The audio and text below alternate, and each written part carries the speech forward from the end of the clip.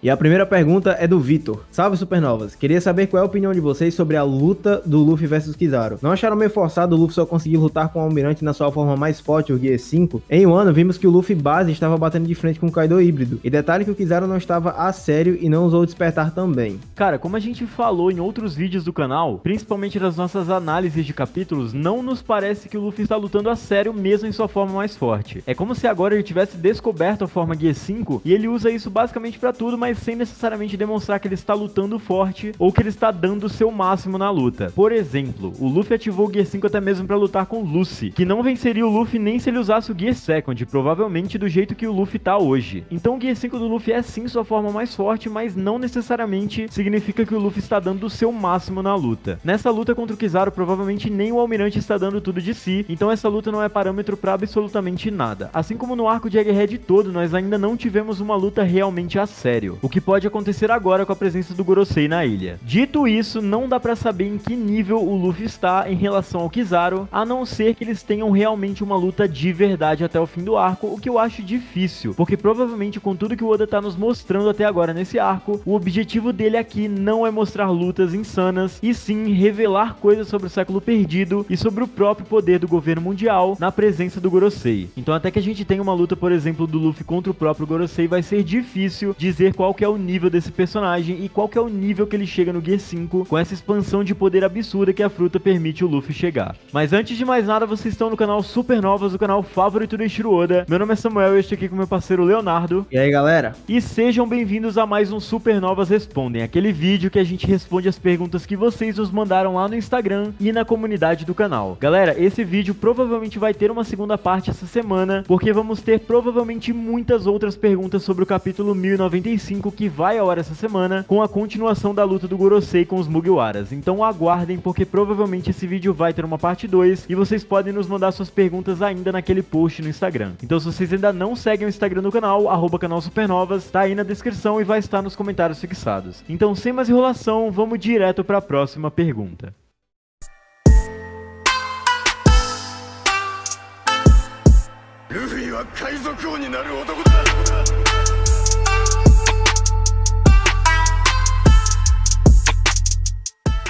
E a próxima pergunta é do Drey Almeida. De que forma vocês acham que Shanks e Buggy chegarão em Laugh Tale, já que eles não têm a Robin e nem o poder da tribo dos Três Olhos da Purim? Como vocês acham que eles encontrarão o caminho para a ilha e cumprirão a promessa antiga feita por eles? Bom, isso é uma pergunta muito boa e eu acho que a resposta é até mais simples do que parece. Pra mim, o Shanks sabe sobre a voz de todas as coisas. Isso porque a gente tem que lembrar que o Shanks e o Buggy estavam no navio do Roger, e eles estiveram no navio depois que o Roger volta de Laugh Tale. Tudo que foi comentado entre os tripulantes, eles com certeza ouviram. Talvez não o Buggy porque ele é meio lerdinho, mas o Shanks com certeza prestou atenção, principalmente porque o Roger deixou alguma missão pra ele. Existe o diálogo que o Oden fala que o Joy Boy vai voltar em exatos 20 anos. Se o Shanks estava no Converge naquela hora, com certeza ele escutou isso. Então dá pra imaginar que a conversa sobre a voz de todas as coisas é algo que o Shanks sabe. Por exemplo, o Rayleigh fala sobre a voz de todas as coisas na mesma conversa em que ele fica surpreso que o Shanks conhece o Luffy. Então pra mim não seria nem um pouco surpreendente saber que o Shanks sabe sobre a voz de todas as coisas, ou que talvez até domine isso. Então com isso, ele conseguiria chegar a Laugh Tale. Eu não sei como isso iria funcionar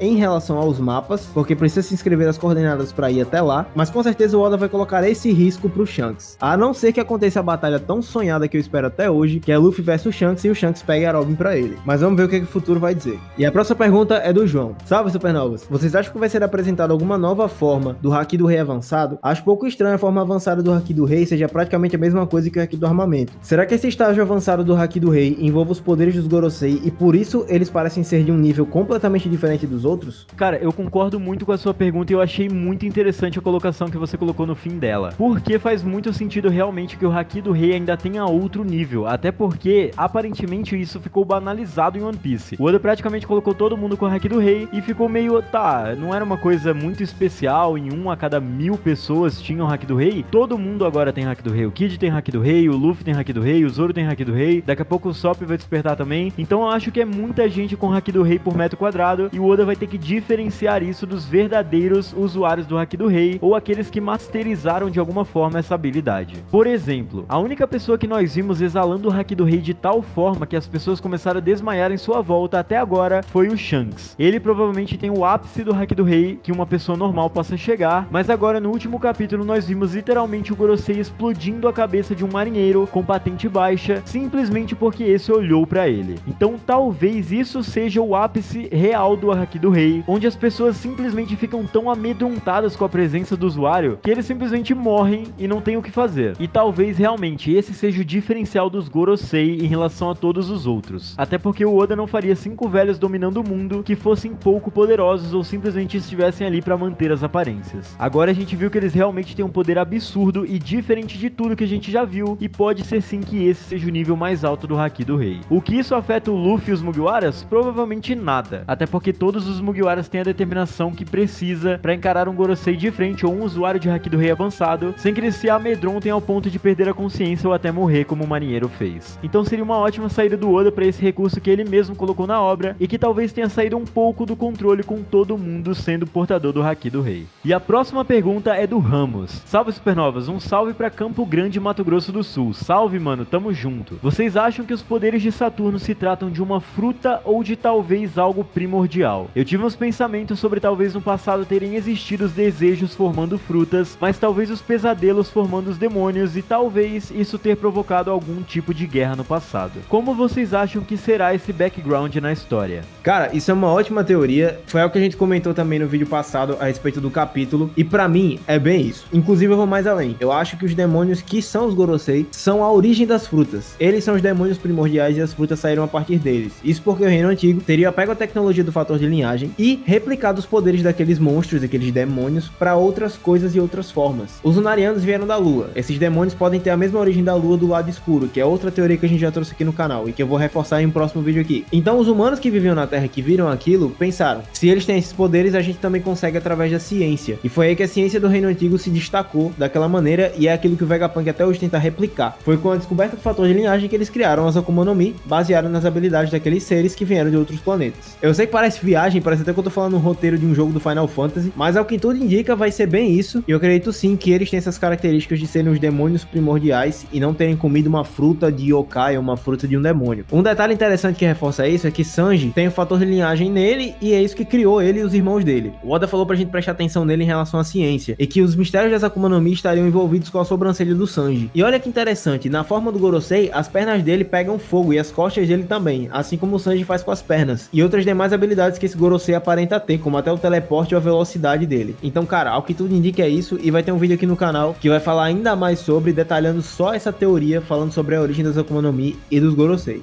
E a próxima pergunta é do Andy. É visível que o Luffy perdeu as forças. O robô antigo vai salvar o bando? Caraca, o mano é bem direto, hein? Cara, isso é uma excelente pergunta. A gente sabe que a fruta do Gorosei é a única em toda a obra que precisou de meio que um ritual de invocação para ela ser ativada em sua forma despertada. Isso é muito estranho e muito interessante ao mesmo tempo. A gente já sabe que as frutas dos anciãos e do próprio Imu são inspirados em criaturas da mitologia japonesa, e que, como o Léo disse, a gente vai fazer um vídeo só falando sobre isso. Mas por hora a gente precisa saber que essas frutas têm um ritual de ativação diferente e que a fruta do Luffy pode estar relacionada a esse mesmo ritual. A fruta do Luffy é a fruta de um deus do sol, então para ativar ela existe uma espécie de ritual que é quando o Luffy começa a bater o seu coração nas batidas dos tambores da libertação, e é como se o próprio deus do sol o incorporasse em seu corpo, e dessa forma ele ganha os poderes absurdos da fruta do Nika. Se essa fruta permite a ele ativar esse robô gigante, ou talvez o próprio som dos tambores ative esse robô, é possível que o Luffy possa controlar ele, ou talvez um exército deles, e talvez seja um resquício disso que motivou o robô a ir até Mary Joyce há 200 anos atrás. E agora em Egghead nós vimos que o robô já foi ativado novamente no mesmo momento que o Luffy ativou o Gear 5. Então muito provavelmente é isso sim, e o Luffy conseguiria, entre aspas, controlar ou pelo menos dar uma motivação para esse robô. Nós acreditamos que a fuga do Chapéu de Palha é iminente, eles vão conseguir fugir da ilha, mas com certeza vai ter que ficar alguém para trás. E esse alguém não vai ser nenhum dos Mugiwaras e nenhum dos Vegapunks, vai ser o robô gigante. Esse robô não vai derrotar o Gorosei, longe disso, ele só vai atrasar o suficiente para que Luffy consiga escapar. E nós não vamos falar ainda do incidente de Egghead, pois tem outra pergunta sobre isso nesse vídeo, mas talvez esse incidente envolva justamente a luta entre o Gorosei e esse robô gigante, gigante para que o Luffy consiga escapar da ilha. Mas por hora é isso, nós pensamos sim que esse robô vai salvar o bando e vai permitir que eles fujam de Egghead.